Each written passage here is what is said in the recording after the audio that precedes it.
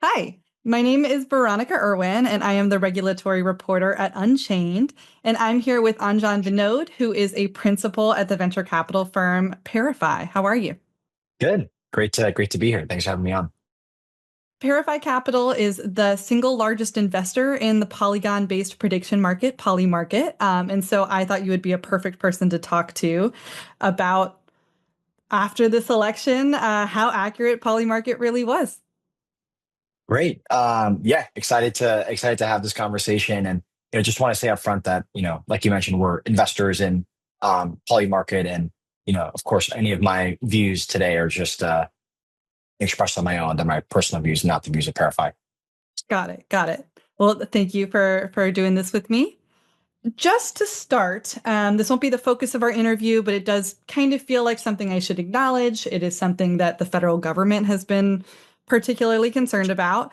Um, just after the election, now that we know at least what the presidency is and who controls the Senate, did Polymarket have any impact on the way that people voted?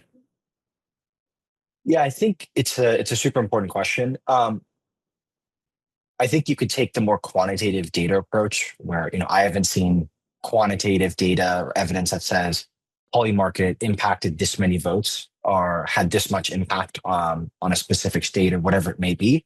Um, but was it part of the political zeitgeist and political conversation? Was it the center of a lot of the political discussions, whether it was media covering who was expected to win, traditional media like the New York Times covering it, all over social media?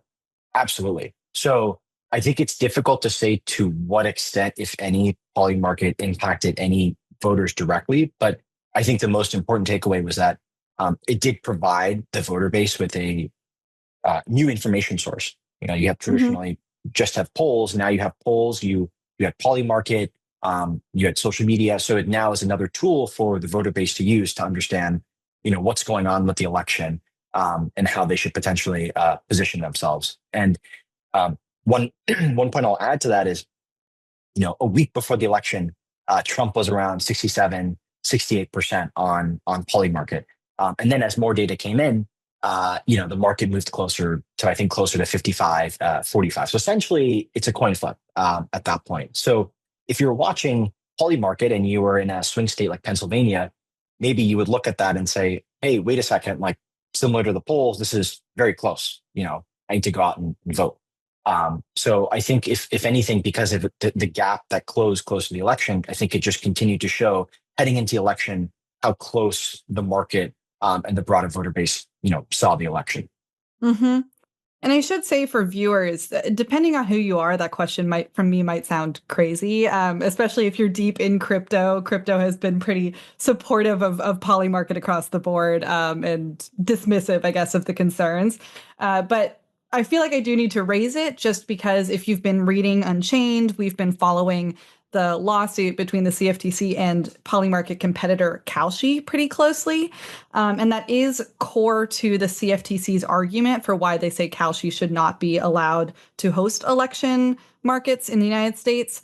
They basically make this claim that prediction markets could harm election integrity. It seems like it's a two-part claim. One part of it is that if it looks like one candidate is seriously going to win by a large margin, that might encourage people to maybe stand this one out, not vote in the election. It could give that candidate some more momentum and get more people to volunteer, for example. And then the second part of that, which obviously we can't even evaluate now, is that if you had one candidate that looked like they were definitely going to win the election, in this case it was Donald Trump, and then Donald Trump did not win, that the poly market odds that were in his favor could have been used as, I guess, a tool for like an election lie to say that, hey, I should have won.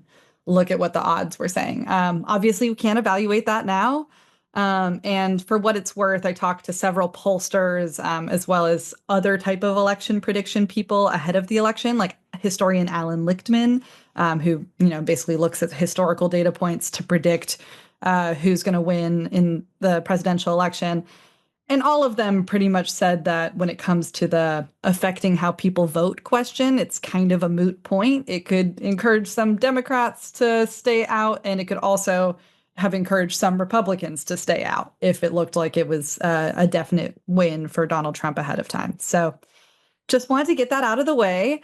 Um, I think another thing that we need to talk about, obviously, is that Polymarket, like you said, it was at like 68% Donald Trump leading up to the election. It showed a much more favorable, I suppose, percentage for Donald Trump than polls, which had this as like a coin flip, had it as super neck and neck. Um, why is that? What is different about what prediction markets evaluate, like Polymarket, versus polls? Sure.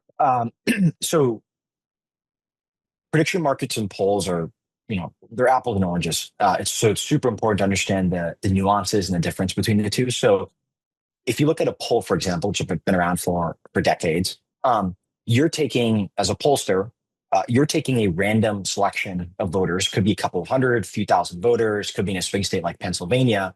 Um, and then you're serving those voters based on, their political beliefs, who they're going to vote for, et cetera. And then you tally up all those votes. You hope there isn't sampling bias. And then you put out, your poll along with some type of margin of error that, hey, Hmm. here are the results of my poll.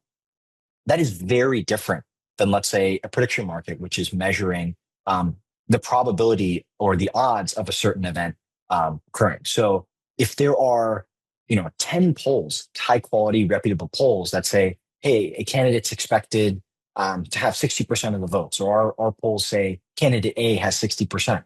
Well, then if all those polls are reputable, the prediction market may actually be 80, 90, 95% in terms of the probability of winning. Hmm. So um, the prediction market, it's probably taking in polling data. It's looking at sentiment data. People may have proprietary data sets. They may be on the ground in these swing states to understand what the real time odds are and placing bets in real time. Um, but the core difference between a poll and a prediction market is participants actually have skin in the game, right? So if Hmm. you're right about who is going to win the election in a prediction market, you stand to benefit, dramatically. Like Theo, the French trader, who won massively after Trump won the election. So one, you're going to be very thoughtful and careful about where you put your money. Versus a poll, if you're wrong as a pollster, if there's sampling bias, if there's response bias, meaning you're not able to contact a lot of people and you only collect information from the people who get back to you. Well, Hmm. there really isn't. You don't lose anything. There's no skin in the game for that. Um, and then there's of course selection bias with polls, right? Who you choose in that participation base may be very much skewed or biased. So prediction markets tend to abstract that away and just allow the market to come together and figure out if there's a mispricing based on proprietary data sets, polling, sentiment, whatever it may be. So there is definitely a link between the two in terms of polling data may influence how the market may view the outcome of a certain event. But you can't compare and say that, hey, polls are at 50-50. Why is Polymarket at 65-45? They're two different things. And that's a very important nuance to understand. Hmm.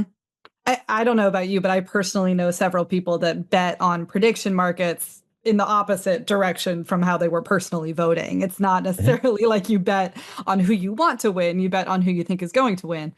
Um, That's I right. guess like just to play devil's advocate, like one thing that I've seen online is that there's a selection bias maybe with who participates in Polymarket as well, just because it is on Polygon, so it's based on blockchain, and maybe that attracts crypto folks to participate more than people that are not interested in cryptocurrency.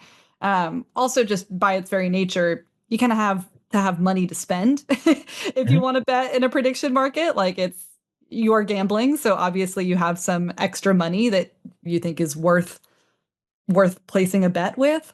Um, how does that affect Polymarket, and is there any world where that impacts the percentages that you see?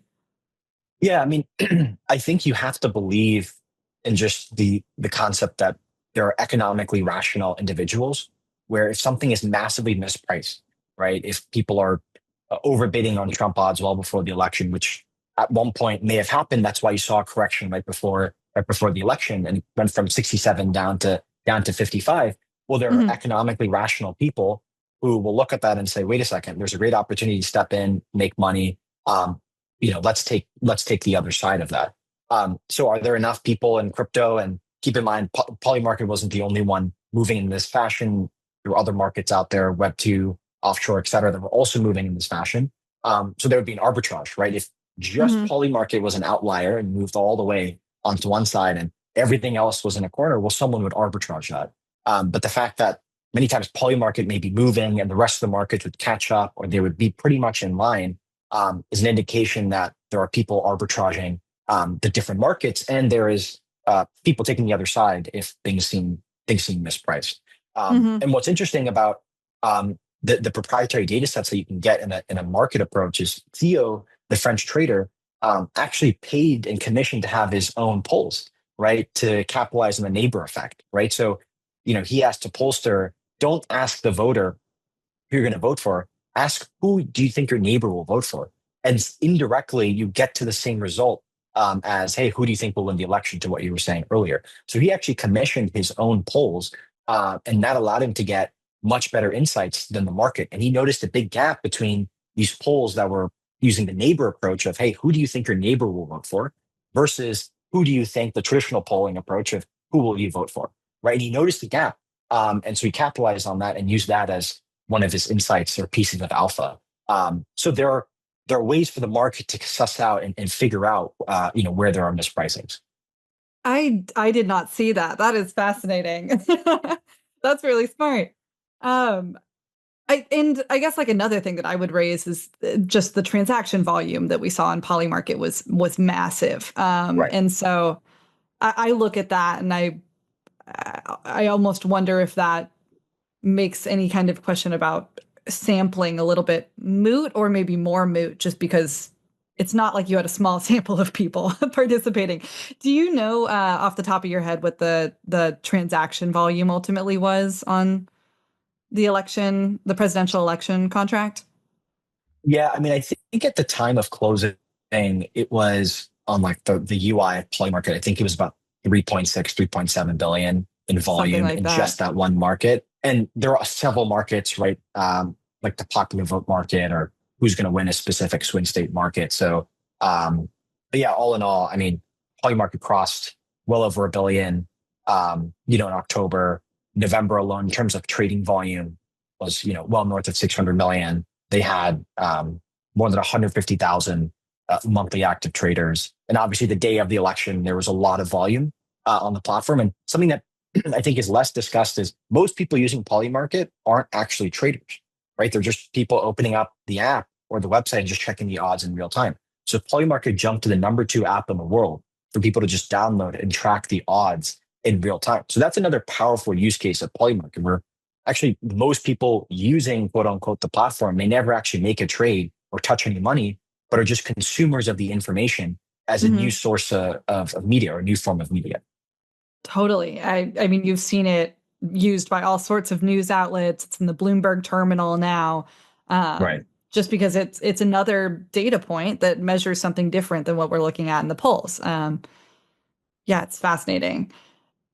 Now that the election is over, there has been some speculation. Admittedly, I wrote about it myself, just on whether the transaction volume is going to dip in a significant way. Polymarket obviously attracted a ton of attention this year for its election products related to the election that we had on Tuesday. What are you guys expecting as investors in Polymarket for how many of those users are going to stick around and bet on other types of contracts, or how much it's going to drop off until maybe the next presidential election? Yeah. So, I'm expecting a drop off in open interest and volumes right after the election. You're starting to see that over the past 24 hours in terms of the volume and open interest. And that's actually not surprising at all. We were very much expecting that. Polymarket essentially built the entire platform and made the direction of the product to make this the most liquid place to bet on the election. So basically, the team has been heads down building in that direction for the past more than 2 years. So it's been very intentional about making this platform about the elections. But Hmm. the reason that approach was so powerful is now the genie's out of the bottle. And now you can take this same structure, use case, take all the validation, right? I mean, Polymarket essentially called the election 5, 10, 12 hours before some media outlets. Mm-hmm. The They called the election in some ways in terms of Republican versus Democrat on October 25th, right? It's the same exact map as you see post election in terms of which states are red, which states are blue. So this concept isn't going away. I think Polymarket is just getting started. And now it's figuring out what are the other verticals that they can apply this to, right? So maybe they continue down on politics, right? So who will Trump appoint in his cabinet?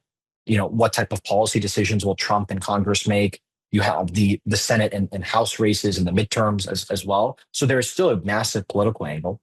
But then think about sports, right? Polymarket's already very active in sports. The Super Bowl market is doing quite well. So you have a number of sports related markets that I think will continue to grow. And one big catalyst that the team recently announced, but I think was missed by a lot of people, was buried in one of their videos, is create your own market, where they will allow in the future more people to create their own markets. So whether if you're an expert in a certain sport or a certain vertical, you can create your own market. So as the number of markets increases, think about what that could do in terms of the topic areas and focuses that Polymarket could focus on. Because the team can only focus on so many areas, right? There's so many other sports, whether it's cricket in India or politics in Asia, whatever it may be. There's 1,000 different use cases and verticals the team can't cover by themselves. So that's the next iteration, I think, of the platform, which is moving into new verticals like sports, create your own market, and then just continuing to make the product experience better. Mm-hmm. I know there's also been some talk about transaction fees appearing on Polymarket. Is there anything that you can say about that? Yeah, I would. Yeah, I would probably defer to the team to comment on that. Okay. On just anything related to transaction fees and revenue. Okay. Okay. I know that's key to the business model here, and obviously the return for investors like yourself. So I have to ask. That's fair. Yeah, and that's a fair question. Okay. Well, thank you so much for chatting with me. I think we can stop it there. Okay, awesome. Thanks, Veronica.